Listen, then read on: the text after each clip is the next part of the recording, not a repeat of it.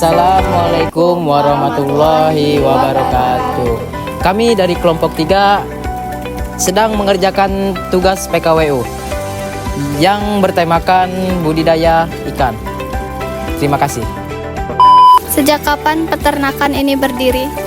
Peternakan ini berdiri sudah hampir 25 tahun karena ini kan posisinya peternakan rumahan, bukan perusahaan, bukan milik kayak sebuah perusahaan besar. Hanya orang per orang aja. Jenis ikan apa saja yang dibudidayakan? Kalau sesuai dengan kondisi air di Pukat Majaragung Uding ini, jenis ikan yang dipelihara itu yang cocok ikan lele.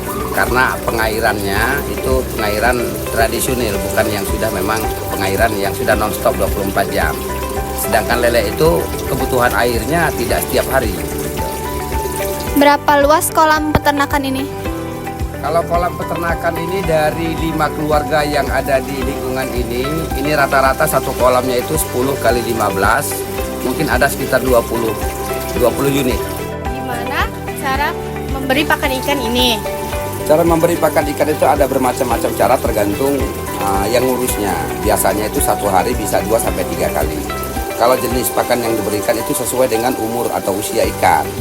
Nah, kalau dia baru tebar itu kita pakai PF 500, PF 800 atau PF 1000. Kemudian setelah umurnya hampir 20 hari mencapai 1 bulan itu biasanya min 1 masuk ke min 2. Siap panen baru kita pakai pelet min 3.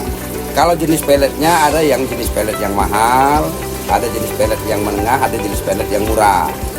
Begitu. Prosentasenya penghasilan biasanya kalau pelet yang mahal itu bisa 1-1. Kalau pelet yang kira-kira harganya sedang itu bisa 80-90%. Kalau pelet yang murah itu 60-70%. Dari FCR kalau bahasa peternakannya, feed conversion ratio. Jadi pakan yang diberikan bisa menghasilkan daging. Kalau yang murah itu paling 60-70%. Terus jenis pakan apa yang digunakan dan seberapa sering diberikan? Kalau jenis pakannya yang digunakan yaitu yang tadi saya bicarakan bermacam-macam, tergantung usia ikan. Satu hari itu rata-rata 2-3 kali. Tapi 90% petani di Banjarragung ini pakainya pemberian pakannya 2 kali satu hari. Pagi dan malam hari. Lama waktu yang dibutuhkan hingga ikan siap panen? Biasanya kebutuhan pasar. Kalau untuk pecelan itu rata-rata 2 bulan sampai 2 bulan 10 hari atau 60 hari, 60 sampai 70 hari. Terus kemudian biasanya kebutuhannya pangsa pasar ini ya usia untuk pakan pecelan 60 sampai 70 hari usia. Selanjutnya di mana ikan hasil panen dijual? Kalau untuk ikan hasil panen dijual sementara ini penampungnya banyak. Kita nggak bekerja sama dengan pihak swasta, tapi kita bekerja sama dengan penampung. Dan rata-rata penampung ini ada di Kabupaten Pringsewu. Kemudian distribusi ikan ini yang saya dengar sih hanya untuk kebutuhan Lampung dan Palembang. Sementara ini yang saya dengar seperti itu. Berapa penghasilan saat panen, Pak? Kalau penghasilan tergantung lah, tapi kalau untuk kolam 10 kali 15 itu rata-rata 5 sampai 8 juta per kolamnya, per unit. Apakah pernah mengalami gagal panen? Jika ada, atau penyebabnya? Kalau gagal panen rata-rata pasti ada lah. Resikonya karena satu faktor ekstrim cuaca, terus kemudian kedua kali itu karena penyakit. Jadi penyakit itu keluar karena cuacanya ekstrim.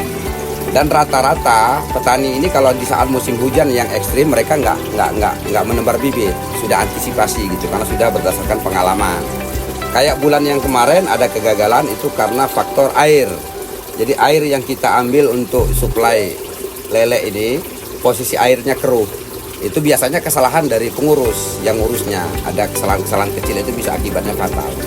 Tapi kalau dipersentasekan mungkin 70-30. 30 itu gagalnya, 70 berhasilnya, dan kegagalan itu karena faktor-faktor ekstra aja. Apa saja perawatan selama masa pembenihan? Kalau kita nggak pembenihan, kita hanya pembesaran. Jadi kita ini punya partner. Pembenihan ada kawan yang memang khusus membudidayakan pembenihan, ada kawan yang memang khusus untuk pembesaran.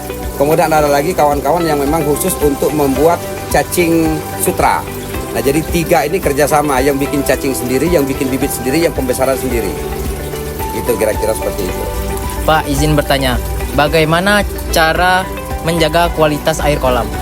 Kalau menjaga kualitas air kolam itu biasanya kita ada pengurasan penggantian air itu setiap biasanya 1 minggu 1 kali. Jadi air itu akan dikeluarkan, kita ganti dengan air yang baru.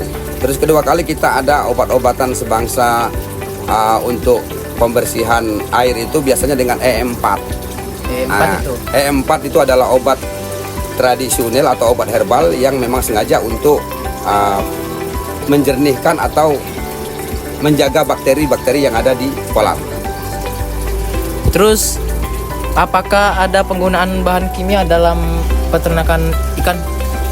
Kalau penggunaan bahan kimia pasti ada, tapi tidak terlalu banyak. Paling kita pakai untuk persiapan kolam aja. Kalau boleh tahu bahan kimia apa Pak yang dituangkan ke dalam kolam ikan tersebut? Biasanya obat-obatan yang untuk mengantisipasi hama-hama seperti ada ikan-ikan liar sebelum penebaran bibit. Nah, paling itu aja yang kita pakai. Dan itu juga nggak terlalu skala yang terlalu tinggi, enggak. Terus apa rencana ke depan untuk mengembangkan peternakan ini?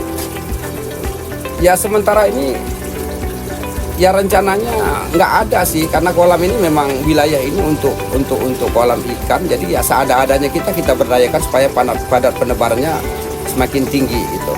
Nah terus untuk obat-obatan ikannya yang kita pakai justru obat-obat yang ada di lingkungan kita, kayak contoh mengkudu, daun kates, kemudian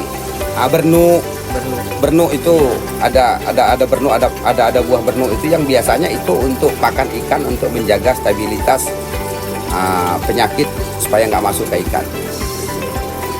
Baik Pak, terima kasih atas pertanyaannya. Kalau boleh tahu Bapak belajar dari mana ini soal peternakan ikan ini? Sebenarnya kalau latar belakang saya dulu lulusan dari SMA Negeri Talang Padang tahun 91. Kemudian pas secara kebetulan di saat itu ada penelusuran minat akademik PMKA kalau bahasanya tahun itu. Saya salah satu siswa dari SMA Negeri Talang Padang yang masuk ke jalur PMKA secara langsung tanpa tes. Kebetulan saya juga diterima di jurusan penyuluhan pertanian. Saya ambil jurusan perikanan. Tesis saya cara pembuatan pakan ikan tambahan untuk peternakan ikan yang ada di Kabupaten Tanggamus. Jadi Bapak ini alumni SMA 1 Talang Padang Pak? Positif dong. SMA Negeri 1 Talang Padang itu bukan kaleng-kaleng loh. Iya, sekarang tapi secara kebetulan banyak kawan-kawan kita yang jadi pejabat banyak. Iya. Secara kebetulan kita hanya jadi petani dan peternak. Ya sudah Pak, segitu saja. Terima kasih.